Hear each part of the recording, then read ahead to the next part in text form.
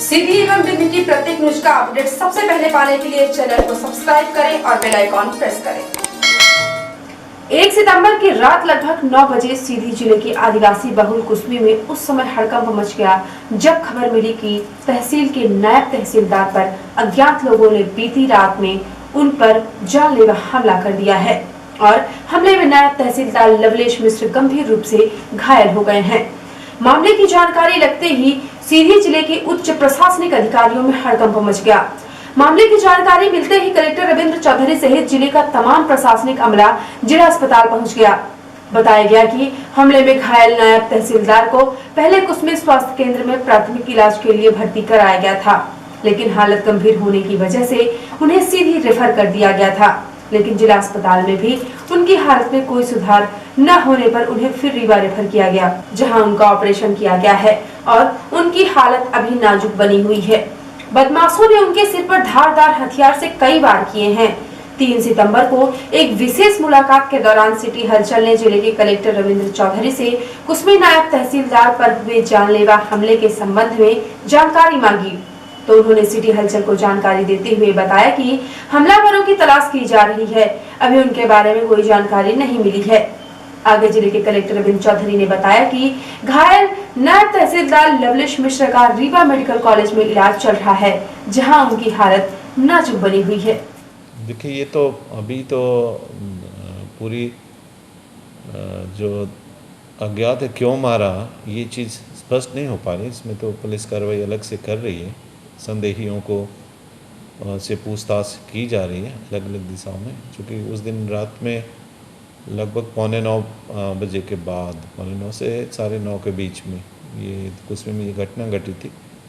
और जो जिस हथियार से मारा गया तो वो उसका सार पेज से भी चूँकि और जो ब्लंट वाला जो हिस्सा है दोनों तरफ से मारा गया। 4-4, 5-5 उनके ऊपर ये थे। जब उनको यहाँ सीधी लाया गया था तो बहुत ही नाजुक स्थिति थी। तो यहाँ शुरुआती उनको जो भी जो हमारे ऑर्थोपेडिक सर्जन्स थे, जनरल सर्जन थे और पूरा हेल्थ के अमले ने मिल करके उनको जो शुरुआती उपचार वाला, शुरुआत में तो कुसमी में ही जो मेडिकल अफसर थे उन्होंने उनको अटेंड किया था और उसके बाद यहाँ लगातार ब्लीडिंग हो रही थी। तो वो फिर रीवा गए हैं। रीवा में भी उनकी हालत जब वो पहुँचे हैं वहाँ भर्ती होने के बाद भी थोड़ी सी ज़्यादा ही परेशानी वाला था, लेकिन उसके बाद से थोड़ी सुधार है। कई ऑपरेशन भी हुआ था हेमाटोमा को रिमूव करने के लिए, जो क्लॉटिंग जो उसमें थी वो भी सक्सेसफुल रहा। और आज भी मेरी जो वहाँ डीन है उनसे बात हुई है तो उनकी स्थिति में थोड़ी सुधार हो रही है, लेकिन अनकॉन्शियस है, अभी भी अनकॉन्शियस है। वाइटल्स जो हैं वो अभी मतलब पहले से बेहतर हो रहे हैं। वेंटिलेटर पे थे तो वो मॉडरेट, पहले जितना उनका पे थे उससे मतलब बेहतर स्थिति होने के कारण मॉडरेट। पूर्व नेता प्रतिपक्ष अजय सिंह ने एक विज्ञप्ति जारी करके प्रदेश की भोली भाली और गरीब जनता को सड़े और पशु आहार में उपयोग वाले चावल को बांटे जाने के आपराधिक प्रकरण की जांच सीबीआई से कराने की मुख्यमंत्री शिवराज सिंह चौहान से दोबारा मांग की है। उन्होंने कहा कि मध्य प्रदेश में कोरोना काल को अवसर में बदलने जो घटिया काम गरीबों के साथ किया गया है उसकी शिकायत वे राष्ट्रपति और प्रधानमंत्री से करेंगे। जनता के स्वास्थ्य के साथ किए गए इस खिलवाड़ के कारण प्रदेश की राष्ट्रीय स्तर पर बदनामी हुई है। अजय सिंह ने कहा, इतने बड़े प्रकरण में केवल एक अधिकारी को सस्पेंड कर और अन्य से 2 संविदा कर्मियों को नौकरी से निकालकर शिवराज सिंह ने लोगों की आंखों में धूल झोंकने का ही काम किया है। मैंने 5 दिन पहले विगत 30 अगस्त को मीडिया के माध्यम से इस पूरे प्रकरण को उजागर करते हुए सीबीआई से जांच की मांग की थी। केंद्र सरकार विगत 23 जुलाई से मध्य प्रदेश सरकार को लगातार लिख रही है कि गधे, घोड़े, भेड़, बकरियों और मुर्गियों को खिलाने लायक इस चावल को बांटने पर तत्काल रोक लगाई जाए। आश्चर्य है कि शिवराज सिंह ने इस पत्र पर षड्यंत्र पूर्वक कोई कार्यवाही नहीं की। उल्टे तथाकथित 37 लाख नए गरीबों को यह चावल बांटने के लिए समारोह पूर्व पर्ची बांटने के निर्देश सभी कलेक्टरों और पूर्व पंचायत प्रतिनिधियों को पत्र भेजकर दिया है। श्री सिंह ने कहा कि यह प्रकरण केवल बालाघाट या मंडला का नहीं है, पूरे प्रदेश में यह चावल बांटने के लिए भेजा जाता है। सरकार हर साल लगभग 50 लाख क्विंटल धान का उपार्जन करती है।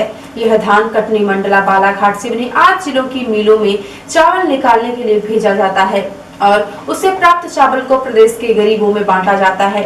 लेकिन सरकार की मिलीभगत से अच्छा चावल तो बाजार में बेच दिया गया और यूपी, बिहार आदि से रिसाइकिल किया हुआ पशुओं को खाने वाला सस्ता चावल खरीदकर उचित मूल्य की दुकानों में सप्लाई कर दिया गया। यह चावल धान से भी कम दर के 1000 रुपए प्रति क्विंटल पर मिल जाता है। उन्होंने कहा कि जनता को धोखा देने वाले इस कृत्य में बहुत बड़े घपले की बू आ रही है। यह घपला व्यापम कांड, सिंहस्थ घोटाला, ई टेंडर घपला, डंपर कांड, अवैध उत्खनन आदि घोटालों से बड़ा हो सकता है। इसीलिए मैं मुख्यमंत्री शिवराज सिंह चौहान से गरीब मजदूरों को बांटे गए घटिया चावल कांड की सीबीआई से जांच की मांग दोहरा रहा हूं, ताकि राष्ट्रीय स्तर के इस प्रकरण की वास्तविकता सामने आ सके। मेरी यह भी मांग है कि जब तक जांच पूरी नहीं हो जाती तब तक 37 लाख नए गरीबों में चावल न बांटा जाए, केवल गेहूं, दाल का वितरण किया जाए। मध्य प्रदेश सरकार द्वारा लॉकडाउन 4 के लिए नए आदेश जारी कर दिए गए हैं, जिसके तहत अब सप्ताह के सभी दिन बाजार पूरी तरह से खुल सकेंगे। 3 सितंबर को एक विशेष मुलाकात के दौरान सिटी हलचल ने जिले के कलेक्टर से लॉकडाउन 4 के संबंध में जानकारी चाही, तो उन्होंने बताया कि अब रविवार को लॉकडाउन नहीं रहेगा और बाजार समान दिनों की तरह ही खुल सकेंगे। लेकिन आगे उन्होंने लोगों से अपील की है कि लोग मास्क लगाना, सोशल डिस्टेंसिंग करना, सैनिटाइज करना बिल्कुल ना भूलें और नियमों का पालन करें, क्योंकि कोरोना अभी खत्म नहीं हुआ है और न ही अभी तक इसकी कोई दवा बनी है। सर, लॉकडाउन 4 की नई गाइडलाइन आ गई है। अपने ज़िले में रविवार को लॉकडाउन हुआ करता था, क्या स्थिति रहेगी सर अब अभी बाद से? देखिए, अब लॉकडाउन तो नहीं रहेगा, संडे का भी लॉकडाउन नहीं रहेगा, लेकिन इसका ये मतलब नहीं है कि लॉकडाउन तो एक सांकेतिक होता था और लोग इस चीज़ को समझें, इसकी अहमियत समझें कि मतलब सारा जो है हमारी गतिविधि भी, हमारी दुकान भी, शॉपिंग भी, सब कुछ उस पर ब्रेक लगता था।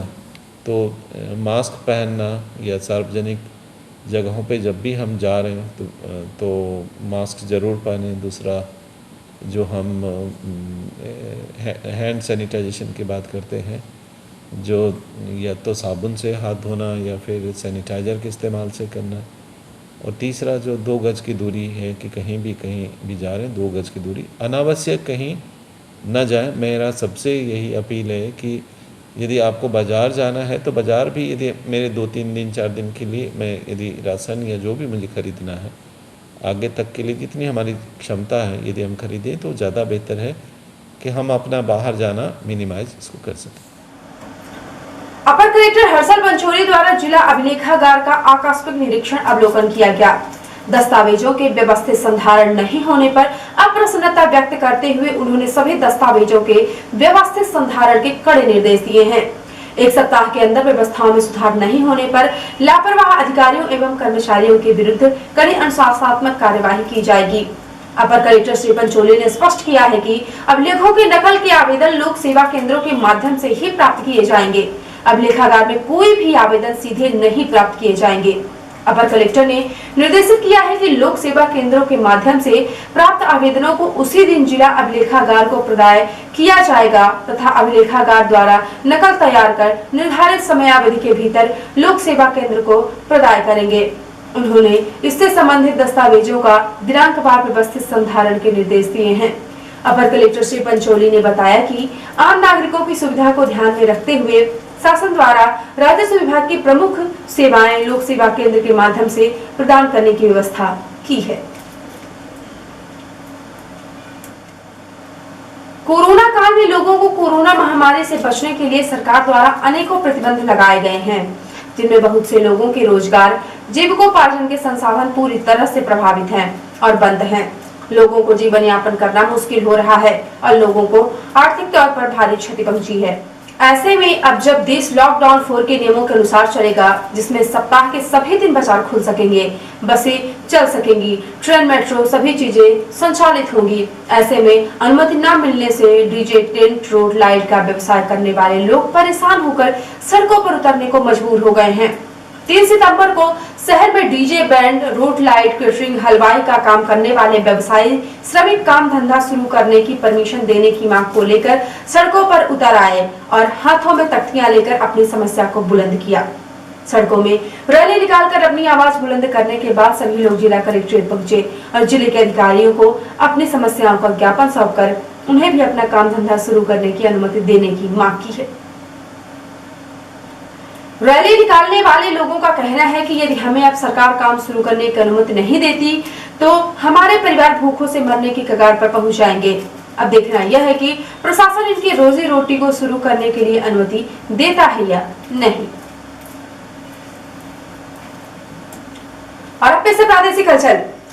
घटिया चावल बांटने का मामला, शिवराज सरकार ईओडब्ल्यू से कराएगी जांच। केंद्र की जांच में उजागर हुआ था घोटाला, पीएमओ ने मांगी रिपोर्ट। भोपाल में मॉडल मंडी एक्ट का विरोध, बल्लभ भवन को घेरने पहुंचे 1000 मंडी कर्मचारी, पुलिस ने लाठियां भांजी, एक कर्मचारी का हाथ टूटा, 20 घायल। भोपाल में परिचित ने महिला को कॉफी में नशा पिलाकर दुष्कर्म किया, होश में आते ही पीड़िता थाने पहुंची।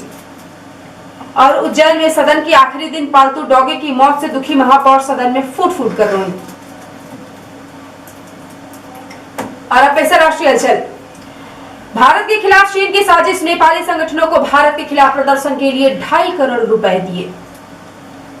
स्वदेशी कोवैक्सीन के फेज 3 ट्रायल शुरू, शॉर्टेस्ट टाइम में सभी भारतीयों को वैक्सीन लगाने के लिए आईसीएमआर बना रहा है प्लान।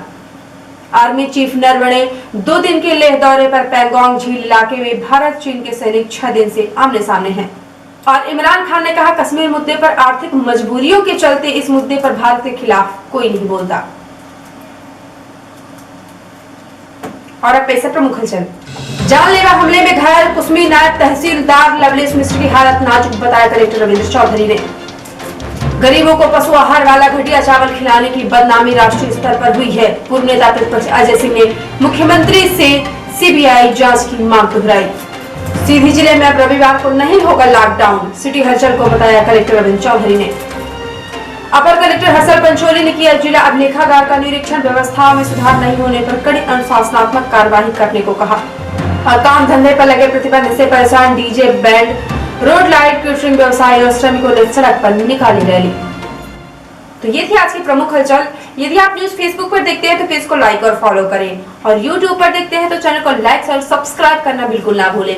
और किसी भी न्यूज को तत्काल पढ़ने के लिए लॉग इन करें www.ntvnews.com। सीधी एवं बिंद की प्रत्येक न्यूज का अपडेट तुरंत अपने फोन पर पाना चाहते हैं तो आप प्ले स्टोर से हमारा app NTV India news download करें और जुड़े रहें अपने आसपास की समस्त गतिविधियों से एनटीवी इंडिया न्यूज के साथ। नमस्कार।